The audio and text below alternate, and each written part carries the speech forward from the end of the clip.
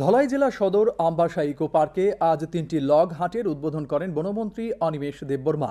বনজ সম্পদকে রক্ষা করার উপর দপ্তরের বিভিন্ন উদ্যোগের কথা জানান তিনি। বন দপ্তর আয়োজিত অনুষ্ঠানে বিএসসির চেয়ারম্যান পরিমল দেববর্মা, আমবাসা পুর পরিষদের চেয়ারপারসন গোপাল সূত্রধর প্রমুখ উপস্থিত ছিলেন। 5টি স্বসহায়ক দলকে বন দপ্তরের পক্ষ থেকে 1 লক্ষ টাকা করে চেক প্রদান করা হয়েছে।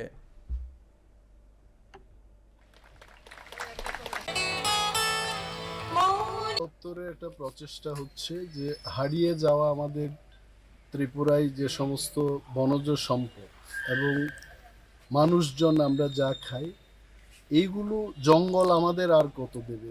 বনের থেকে না এনে মানুষ যদি এটাকে চাষ করতে পারে, এইটার একটা প্রশিক্ষণ করার ব্যবস্থা, সংরক্ষণ করার ব্যবস্থা, এটা আমাদের প্রথম পদক্ষেপ।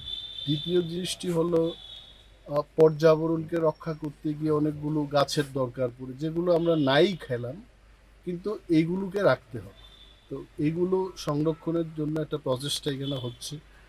মানুষকে আমরা আনবো, ট্রেনিং করব